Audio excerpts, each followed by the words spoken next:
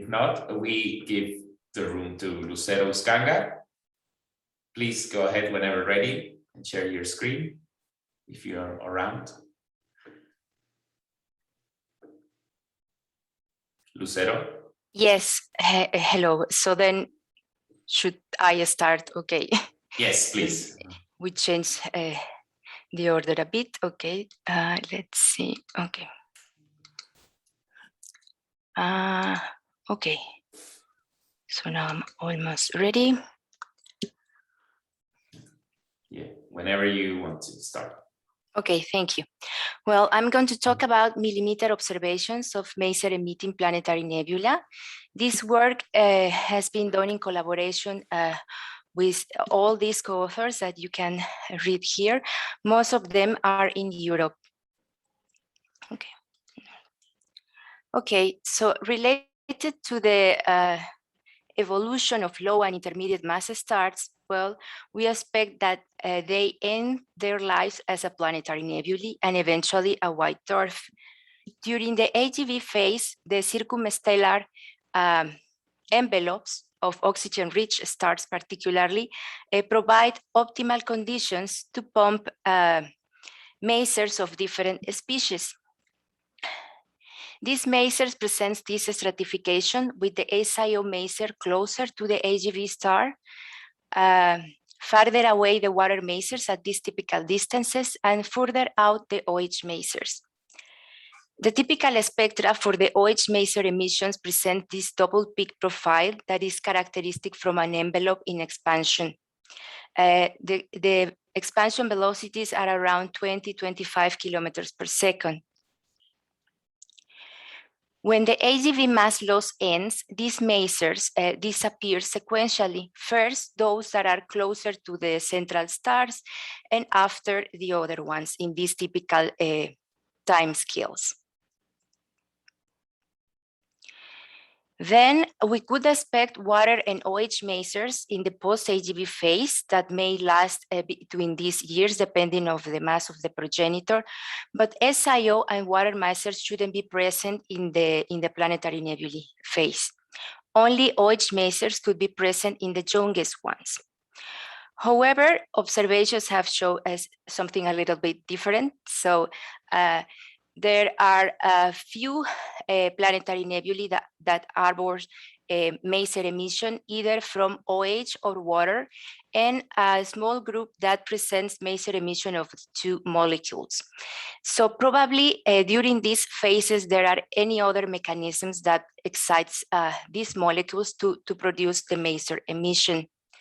Related to the characteristics of these sources, in the case of OH-PNE, most of them present a bipolar morphology in the resolved images of the ionized emission at different wavelengths, suggesting that the OH emission in planetary nebulae could be related to non-spherical mass loss phenomena.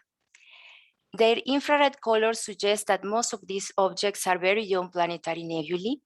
Here you can see this MSX colors diagram, and most of the OH-PNE are located in this quadrant that is more typical for late post-AGV stars, suggesting that they are very young objects. On the other hand, for all water maser emitting PN, all of them, yes, are bipolar. Therefore, they might pertain to a usual but short phase in the evolution of bipolar PNE. We decided to study the circumstellar molecular gas associated to these maser-emitting planetary nebulae that are presumably very young sources. Here I show the optical images of three of them. The ones located on the top of the image show this bipolar structure. And well, you can see the difference in size on the sky. For example, the extension here of the outflow is around 40 arcseconds. And for this one is just 3 arcseconds size, more or less. And these other source, BY22, presents an irregular shape and also harbor a OH maser emission. As you can see by the arrows, the masers are located towards the centers of these sources. So we use the IRAM 30-meter radio telescope located in the south of Spain to observe these sources. And for example, for the first source, IRA 17393, we were able to detect these lines. It's 12 CO and also 13 CO, both transitions that occurs around 1 and 3 millimeters. And in order to know all the physical parameters of the gas that is presenting this emission, I started recently a collaboration with Miguel Santander-García. This is just work in progress, and I'm going to show preliminary results. We are using ShapeMold in order to produce synthetic spectra and extract all the parameters that are possible from these sources. For example, particularly using this set of parameters that are listed here, assuming a distance of 5 kiloparsecs to this source, an envelope with a radius of 4.5 times to 10 to the 17 centimeters, that at this distance will be around 6 arcseconds. Just remember that here we have 3 arcseconds. And this velocity and systemic velocity, and assuming a linear increase of the velocity with the distance with a max value of 19 kilometers per second, and particularly using these temperatures, densities, and abundances, we were able to reproduce successfully, more or less, successfully the profile of the lines. And we estimated a molecular mass of around 0.28 for this source. Okay. We also use this method include on GILDAS. And for example, for the first source, if you see the peak of the velocity, this is the area of the line.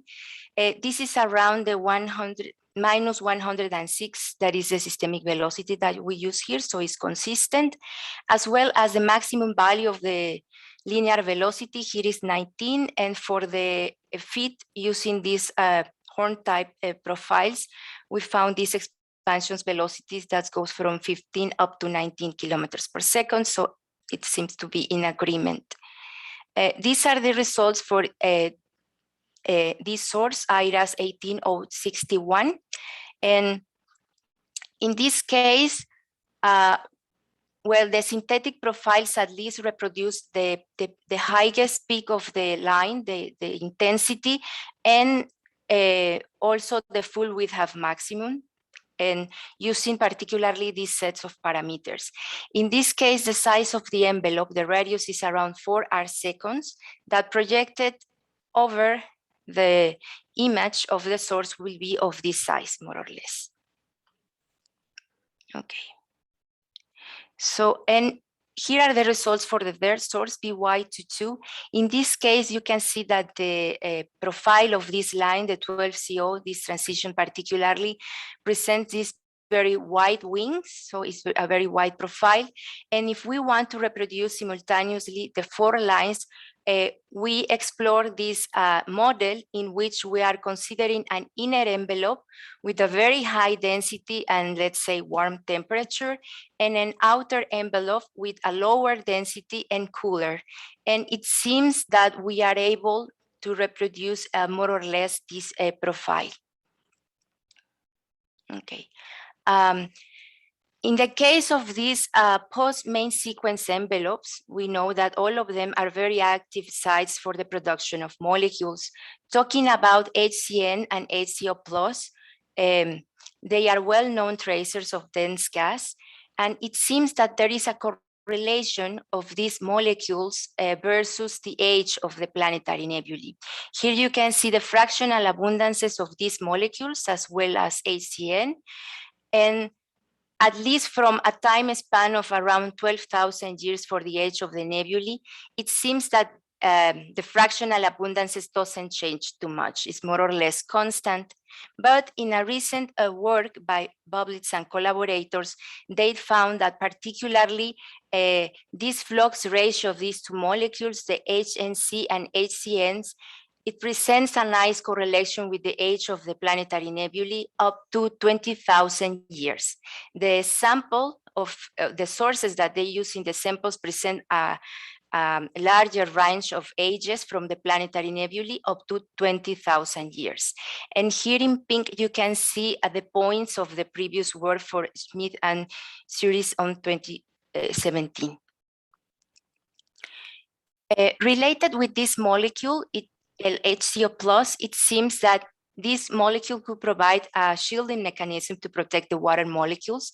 And we are particularly interested on that because of the how to protect the water molecules that later produce the maser emission. In that point, K335 was the only maser emitting PN where these molecules has been detected up to 2018. And in late models by this co-author, they suggested that dusty cometary-like globes could shield this molecular material and preserve it throughout the evolution from the proto-PN into the PNE, because it's supposed that this UV radiation could dissociate some molecules. Okay, here is just the detection of the HCO+ from this source that also presents CO emission. This emission was mapped several years ago by Carmen Sanchez Contreras. And here you can see the integrated emission of the CO in this range of velocities, the blue shifted and the red shifted, overlaid over the optical image of K335. And this is just the radio continuum emission associated with this source that presents this nice A shape.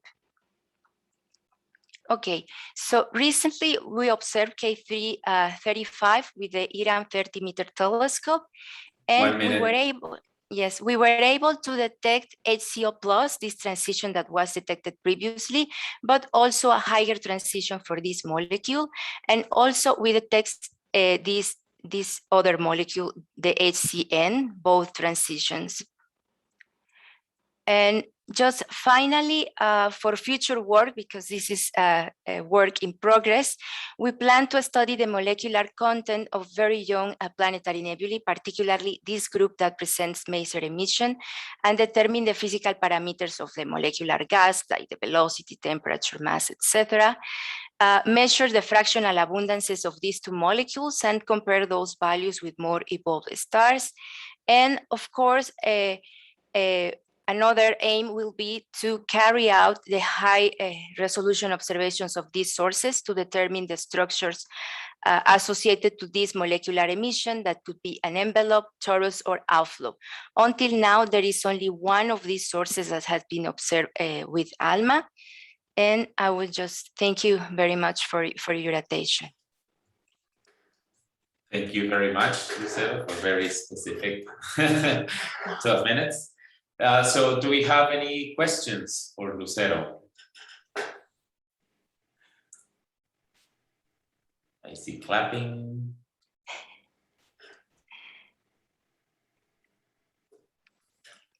So so we have a question from Joel. Please go ahead. Yes, Lucero, that was really, really fascinating to see the molecular content of these very young planetaries start to be elucidated. It's really nice work. And one quick comment about the HCO+ is that it has traditionally or classically or whatever been a tracer for X-ray irradiation of molecular gas.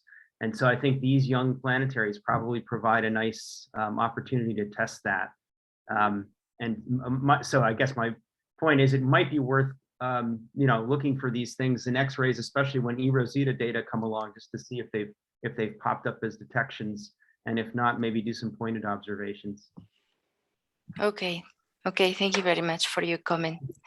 Other real quick question is, you mentioned the HCN and HNC relationship that Jesse showed in that 2019 paper, and he and I and others are still working on.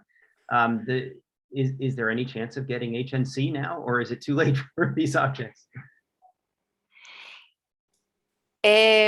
Well, we can try. I think our goal will be to carry out high angular resolutions and map all the molecules that are possible within the bandwidth, let's say, for the instrument. Yeah. Right, right. Do we have a question? I think it's Martin, ATN 8. Yeah, it's me. Lucero, for some of those objects, so they are already planetary nebulae, also very young, such as K3-35, but we still see the collimation of outflow. Is that right? Sorry, I didn't understand very well. Yes, I mean the planetary nebulae K3-35. This is already a planetary nebula. It's not a protoplanetary nebula, and we see that there is a collimated outflow arising from the central star. Is that right, or is that a different thing? What do we see there? Yes, that's right. Well, I think that this source is very interesting because, well, in optical, you see this bipolar outflow going out, but in radio frequencies, you are able to see this point symmetric symmetry, this S shape, that in fact, it has been proposed that is produced by a precessing jet, this kind of morphologies. So, I don't, if I understand, you are saying that we are seeing these kind of morphologies that are more common in protoplanetary nebula than Moriball planetary nebulae. That's right. Yeah, that's right. Yes, I think it's a kind of peculiar object that we should continue to study to have more knowledge about it. Yes, thank you. Maybe in some transition phase when the jet is going to fade soon. Yes. And also this related with masers, this source is very particular because it presents maser emission towards the center and also at the edge of this outflow that is seen in radio continuum emission. So it's like the masers are around this shock region or the interaction region with the envelope.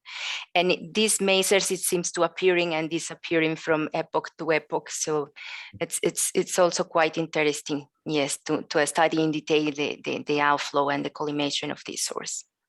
Okay, thank you very much. Thank you. We have a comment in the Slack channel from Javier Arcolea saying that you must have the HNC in the same band. Do you want to say something about it, Javier, or ask a direct question? The HNC. Hi, I was just wondering if you observe with the new receivers, which are not new anymore, you should have the HNC. HNC. Yeah, I don't. Yes, I don't remember very well, but but I think that we detect the other molecule, the HNC, for other of the planetary nebulae, not particularly for this one. But I'm showing this one because we were able to detect both transitions. But I think that yes, because I think those observations were from 2019 or something like that. It's not so far away in time. Now, in that case, you must have the frequency in the band. So either the molecule is there or not. And then, of course, you can derive the line ratios and infer something on the abundance ratio. Okay. Thank you very much. Okay, so we have a question from Ravendra. Could you please show your results on VY2-2 again? I just wanted to have a quick look again. BY, you have a comment on that? Yes, this one. Okay, so what are the expansion velocities you're measuring? Well, particularly in order to reproduce these CO lines, the 12 and 13 CO, we are using for the inner envelope a maximum velocity up to 11 kilometers per second, and for the outer envelope up to 34 kilometers per second. Okay, if you, sorry, I couldn't put the image up here quickly enough, but if you look at our blow up of the central region of VY2-2, you will see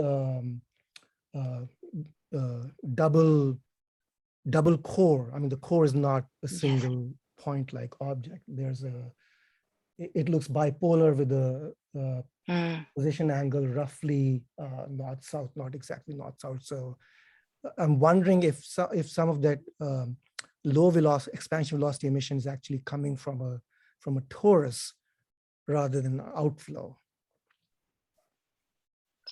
Well, I think in this case, we need to carry out high angular resolutions in order to, yes, in order to find out whether it's a torus or something there. Yes. In this case, we are just assuming an envelope with different densities and temperature because we don't have too much spatial information just with the current observations we have. But yes, definitely it will be very, very interesting. And thank you. Beautiful talk. Beautiful. Thank you very much. Thank you very much. Thank you. Do we still have a question or comment from Joe? See your hand still raised. Yeah. My brain's working very slowly. It's too early in the morning here, but no, it's 10 o'clock. Never mind. It's not that early. Yeah, Sarah, as you're probably aware, in the paper by Bublitz et al., we also looked at we primarily looked at how HNC over HCN, that ratio is sensitive to ultraviolet irradiation, and it has been used, that ratio has been used as a temperature indicator for the gas. HNC is destroyed, when the gas gets up above whatever, 50 Kelvin or something like that. So, you're mentioning that you think you didn't detect it in K335. That would be consistent with the idea that in very young planetaries, the strong ultraviolet heats up the molecular gas, and then you quickly lose that HNC, and then it later forms again. I hope I have that story right. If Jesse's listening and he could correct me because I think he's thought about this more recently and more deeply than I have. But I think that's the general idea. So what you're showing here, I think, is consistent with that. And it's, as Javier points out, if you can pull out the HNC data, from the receiver bandwidth, it'd be really cool to see how that. Yes. Okay. I will look very fully about it. Thank you. Again, these are really, really great results to see for such young objects. Okay. Thank you. We have a comment from Carmen about the HCO+. They say that it's a shock tracer.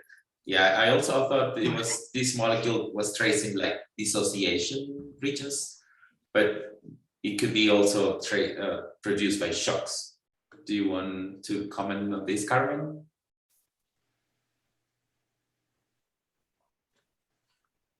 Not really. I mean, you just said it. I was just noting that HCO+ can also trace shocks. We have the same problem that we had yesterday. It can trace shocks, and it can trace what's the word I'm looking for? Molecular ionization by X-rays.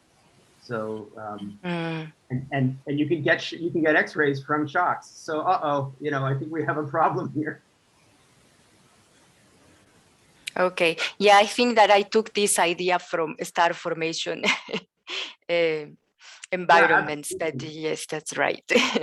Absolutely, yeah, and I think it's really important to point out its utility in combination with the masers, as you did, and that's something that I don't think has been pointed out previously. So that's we should keep that in mind for sure. Okay, thank you very much for all your comments. So if we don't have any final comment or question to Lucero, we thank all the speakers. Please unmute yourself and we can clap together with everyone.